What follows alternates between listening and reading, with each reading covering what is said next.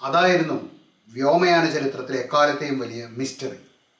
ഒരു ബോയിങ് 777 വിമാനം 227 യാത്രക്കാരും 12 ക്രൂ അംഗങ്ങളുമായി ആകാശത്ത് വച്ച് ഭൂം.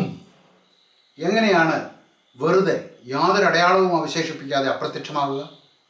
ഉത്തരം ഇന്ത്യൻ മഹാസമുദ്രത്തിൻ്റെ അടിത്തട്ടുകളിൽ എവിടെയോ ഇപ്പോഴും മറഞ്ഞു കിടക്കുന്നു. നമസ്കാരം. ഇന്ന് നമ്മൾ പുതിയൊരു വിഷയമായിട്ടാണ് വരുന്നത്. Welcome to Ajay's press. Here what we do is express.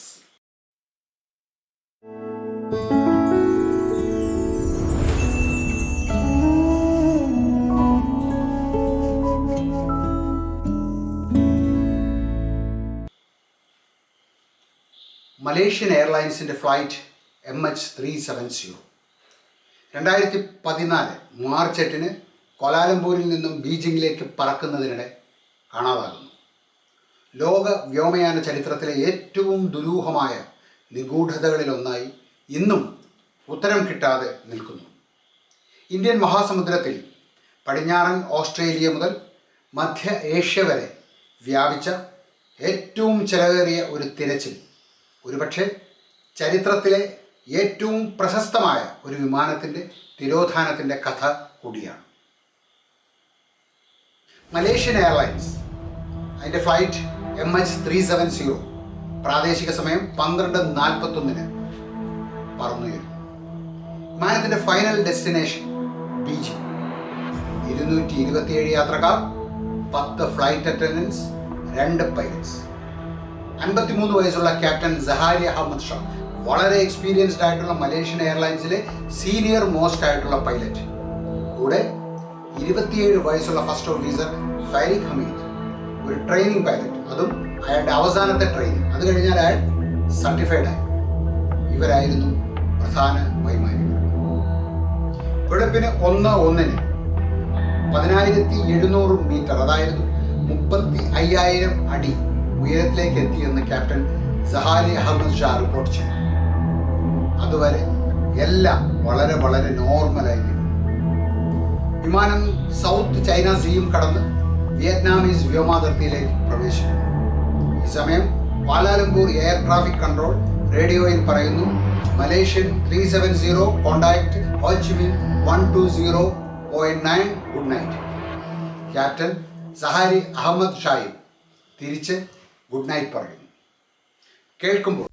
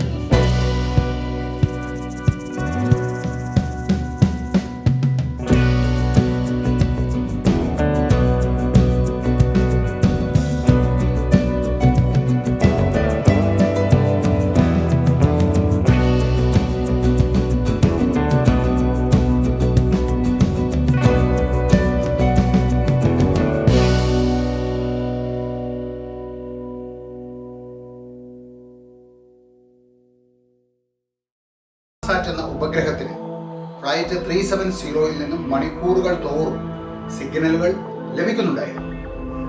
അവസാനമായി വിമാനത്തിൽ നിന്ന് രാവിലെ 8:11 വരെ വിമാനത്തിനായുള്ള പ്രാരംഭ തെരച്ചിലുകൾ തെക്കൻ ചൈന കടലിൽ കേന്ദ്രീകരിച്ചായിരുന്നു. ട്രാൻസ്പോണ്ടർ സ്വിച്ച് ഓഫ് ചെയ്തതിന് തൊട്ടു പിന്നാലെ ഫ്ലൈറ്റ് 370 പടിഞ്ഞാറോട്ട് തിരിഞ്ഞതായി മനസ്സിലായ ശേഷം തിരച്ചിൽ ശ്രമങ്ങൾ മലാക്ക കടലിടുക്കിലേക്കും ആൻഡമാൻ കടലിലേക്കും മാറി. വിമാനം മലാക്ക സ്ട്രെയിറ്റും കടന്ന് ആൻഡമാൻ നിക്കോബാർ ദ്വീപ് സമൂഹത്തിന് നേരെ തിരിഞ്ഞു. ഇന്ത്യയിലേക്ക് കടന്നു, അതോ ഹിമാലയൻ മലനിരകളിൽ ഇടിച്ച് തകർന്നു, അതോ കസാക്കിസ്ഥാന് സമീപം തകർന്നു വീണു? അങ്ങനെ സംശയങ്ങൾ പല വഴിക്ക് നീങ്ങി. വിമാനം അപ്രത്യക്ഷമായ ഒരാഴ്ച കഴിഞ്ഞ് മാർച്ച് 15 ഇൻമാർസാറ്റ് വിമാനവുമായി ഉണ്ടായിരുന്ന കോണ്ടാക്ട് വെളിപ്പെടുത്തി. വിമാനം ആ സാറ്റലൈറ്റുമായി കമ്മ്യൂണിക്കേറ്റ് ചെയ്യാൻ ശ്രമിച്ചിട്ടുണ്ട്, പക്ഷേ കമ്മ്യൂണിക്കേഷൻ എസ്റ്റാബ്ലിഷ് ചെയ്യാൻ കഴിഞ്ഞിട്ടില്ല എന്നും വിമാനത്തിന്റെ യഥാർത്ഥ ലൊക്കേഷൻ കണ്ടുപിടിക്കാൻ പര്യാപ്തമായത് ഒന്നും സാറ്റലൈറ്റിന് ലഭിച്ചതുമില്ല എന്നുമായിരുന്നു അവർ പറഞ്ഞത്. സിഗ്നലിന്റെ വിശകലനത്തിന് വിമാനം കൃത്യമായും കണ്ടെത്താൻ കഴിഞ്ഞില്ല. സാറ്റലൈറ്റിന്റെ ആന്റിന വിമാനത്തിന് നേരെ തിരിഞ്ഞ സമയമായിരിക്കണം വിമാനം അതിന്റെ പരിധിയിൽ വന്നിട്ടുണ്ടാകും. അങ്ങനെയെങ്കിൽ അതിന്റെ എക്സാക്റ്റ് ലൊക്കേഷൻ കണ്ടുപിടിക്കാൻ സാധിക്കുമെന്ന് ചില ശാസ്ത്രകാരന്മാർ അഭിപ്രായപ്പെട്ടു. സാറ്റലൈറ്റിന്റെ ആന്റിനയും വിമാനം കമ്മ്യൂണിക്കേറ്റ് ചെയ്ത സ്ഥലവും മനസ്സിലാക്കി അത് മെഷർ ചെയ്ത് കണ്ടുപിടിക്കാൻ കഴിഞ്ഞേക്കാമെന്ന് അങ്ങനെ ഒരു ചിന്തയിൽ അവർ ഒരു ശ്രമം അങ്ങനെ കൂടി നടന്നു. എക്സാക്ട് ലൊക്കേഷൻ കിട്ടിയില്ലെങ്കിൽ അപ്രോക്സിമേറ്റ് ആയ ഒരു സ്ഥലം കണ്ടുപിടിക്കാനുള്ള ശ്രമമായി പിന്നീട്. ഇവിടെ നോക്കിയാൽ കാണാം 7 വ്യത്യസ്തമായ വെളുത്ത സർക്കിളുകൾ. ഇതിനെ സാറ്റലൈറ്റ് ഹാൻഡ്ഷേക്കുകൾ എന്നാണ് പറയുക. അവ വിമാനം 7 തവണ സാറ്റലൈറ്റുമായി കമ്മ്യൂണിക്കേറ്റ് ചെയ്യാൻ ശ്രമിച്ച ഭാഗങ്ങളെ സമയം സഹിതം അടയാളപ്പെടുത്തിയിരിക്കും. ഇതിൽ ഏഴാമത്തെ സർക്കിൾ അതിൽ നോക്കുക. അതായിരുന്നു വിമാനം സാറ്റലൈറ്റുമായി അവസാനം കമ്മ്യൂണിക്കേറ്റ് ചെയ്ത സമയം 8:19.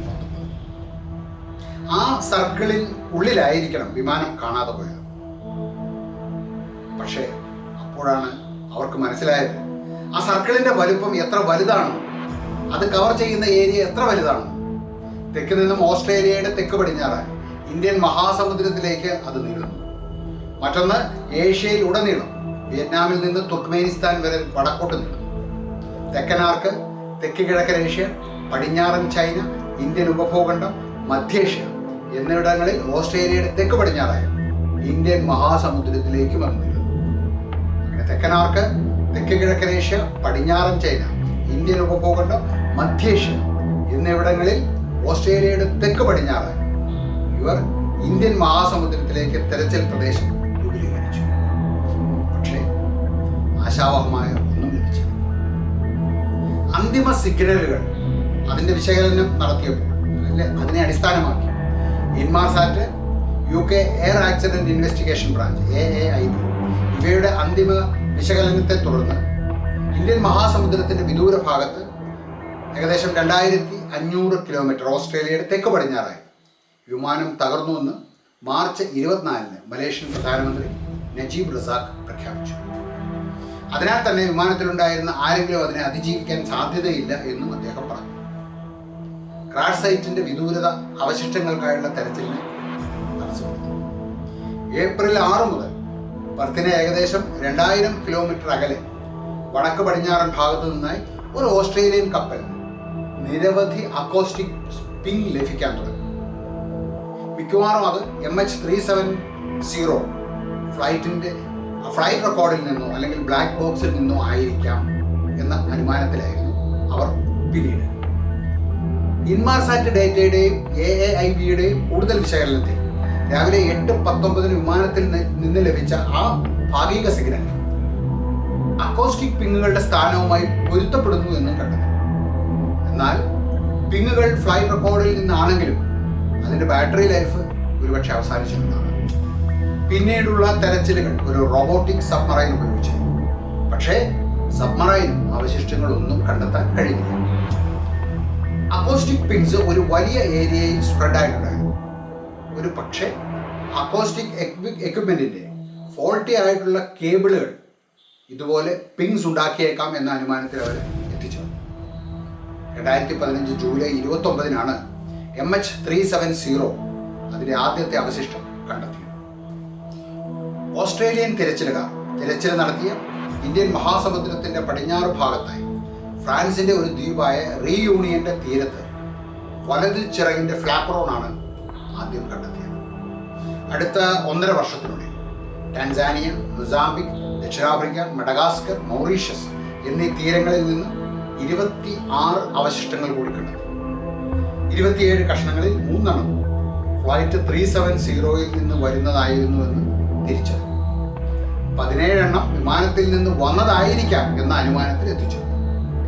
കിട്ടിയ 2 കഷ്ണങ്ങൾ ക്യാബിൻ ഇന്റീരിയറിൽ നിന്നാണെന്നും അത് വിമാനം തകർന്നുവെന്ന് ഉറപ്പിക്കുന്നതുമായി. പക്ഷേ വിമാനം വായുവിൽ വെച്ച് തകർന്നതാണോ അതോ സമുദ്രവുമായി ഇടിച്ചുണ്ടായ ഇമ്പാക്റ്റിൽ തകർന്നതാണോ എന്ന് നിർണ്ണയിക്കാൻ കഴിഞ്ഞില്ല. റീയൂണിയനിൽ നിന്ന് ലഭിച്ച വിങ് ഫ്ലാപ്പറോണിന്റെ പഠനവും ടാൻസാനിയയിൽ നിന്ന് ലഭിച്ച ഫ്ലാപ്പിന്റെ ഒരു ഭാഗവും പരിശോധിച്ചതിൽ വിമാനം ഒരു കൺട്രോൾഡ് ഡിസെന്റിൽ വിധേയമായിട്ടില്ല എന്ന് കാണിച്ചു. അതായത് വിമാനം വാട്ടർ ലാൻഡിങ്ങിലേക്ക് നയിക്കപ്പെട്ടിട്ടില്ല എന്ന്. ചില ഗവേഷകർ ഫ്ലൈറ്റ് 370 വെർട്ടിക്കലായി വെള്ളത്തിൽ പതിക്കുകയായിരുന്നു എന്ന് സൂചിപ്പിച്ചു.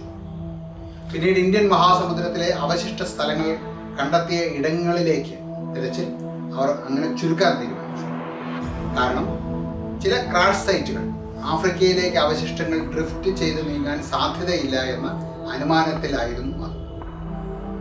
മലേഷ്യ, ഓസ്ട്രേലിയ, ചൈന എന്നിവിടങ്ങളിലെ സർക്കാരുകൾ 2017 ജനുവരിയിൽ MH370 വിമാനത്തിനായുള്ള തെരച്ചിൽ അവസാനിപ്പിച്ചു. ഒരു അമേരിക്കൻ കമ്പനിയായ ഓഷ്യൻ ഇൻഫിനിറ്റിക്ക് മലേഷ്യൻ സർക്കാരിൽ നിന്നും 2017 മെയ് വരെ തെരച്ചിൽ തുടരാൻ അനുമതി ലഭിച്ചു. മലേഷ്യൻ ഗതാഗത മന്ത്രാലയം അതോടെ ആ തിരച്ചിൽ അവസാനിപ്പിക്കുമെന്ന് പ്രഖ്യാപിച്ചു.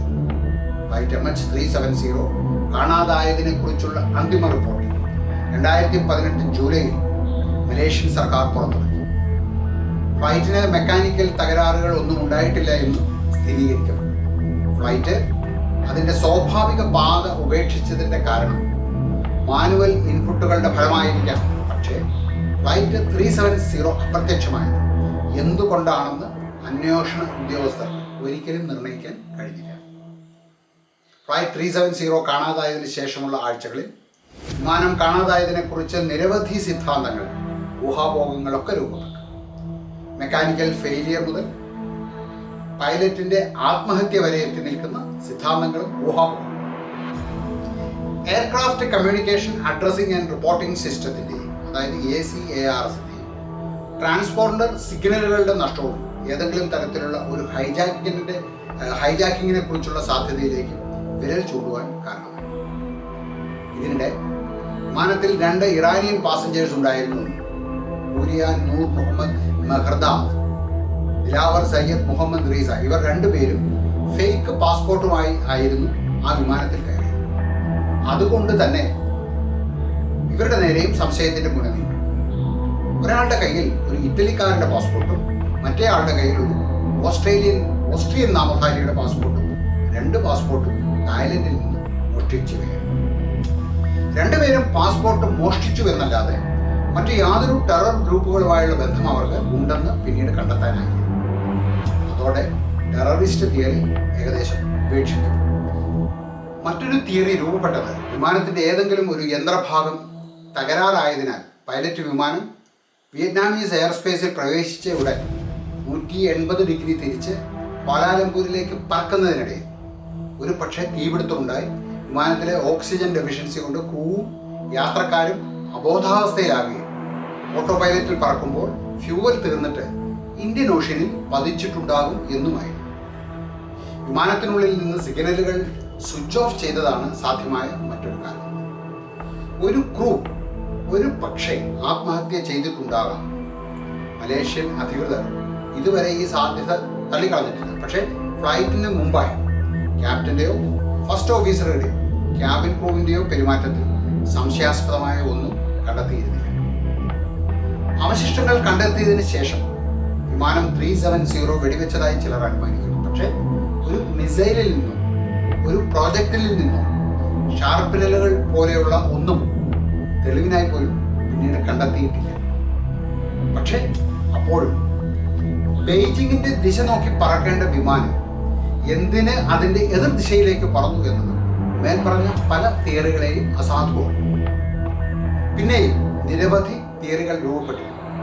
ഏലിയൻസിന്റെ ആക്രമണം, US ആ വിമാനത്തെ വെടിവെച്ചിട്ടു, റഷ്യൻ പ്രസിഡന്റ് പുടിന് അതിനെക്കുറിച്ച് നേരത്തെ അറിയാമായിരുന്നു. അങ്ങനെ പലരുടെയും ഭാവനാവിലാസത്തിൽ പലതും രൂപപ്പെട്ടു. ഈ ഒരു തിരച്ചിൽ മാത്രം ഇപ്പോഴും ഇതുവരെയും ലോകത്തെ ഏറ്റവും വലിയതും ഏറ്റവും ചെലവേറിയതുമായ ഒരു സെർച്ച് ഓപ്പറേഷൻ എന്ന ഖ്യാതി നേടി. ആഴ്ചകൾ, മാസങ്ങൾ, വർഷങ്ങളിലേക്ക് നീണ്ട ഒരു ദൗത്യം. 2014 മുതൽ 2018 വരെ നീണ്ട ഒരു ദൗത്യം.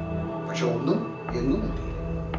3 വർഷം കൊണ്ട് $160 മില്യൺ, ഏകദേശം 1300 കോടി ഇന്ത്യൻ രൂപയാണ് ഇതിന് ചെലവഴിച്ചത്. ഇപ്പോഴും MH370ക്ക് എന്താണ് പറ്റിയതെന്ന് കൃത്യമായും ആർക്കും അറിയില്ല. വിമാനം കടലിൽ പതിച്ചു എന്നല്ലാതെ എന്തുകൊണ്ട്, എങ്ങനെ, എന്ത് കാരണത്താൽ ഇപ്പോഴും ആർക്കും യാതൊരു രൂപവുമില്ല. ആ ദുരൂഹത, ആ മിസ്റ്ററി ഇപ്പോഴും അങ്ങനെ തന്നെ തുടരും. എപ്പോഴെങ്കിലും ആ മിസ്റ്ററി, ആ ദുരൂഹത അത് നമുക്ക് വെളിച്ചത്ത് വരുമെന്നും നമുക്ക് വെളിവായി തരുമെന്നും വിശ്വസിക്കാം. ഇന്നത്തെ ഈ വീഡിയോ ഇവിടെ അവസാനിക്കുകയാണ്. നിങ്ങൾക്ക് ഈ വീഡിയോ ഇഷ്ടപ്പെട്ടിട്ടുണ്ടെങ്കിൽ ഈ ചാനൽ ഒന്ന് സബ്സ്ക്രൈബ് ചെയ്യാൻ മറക്കരുത്.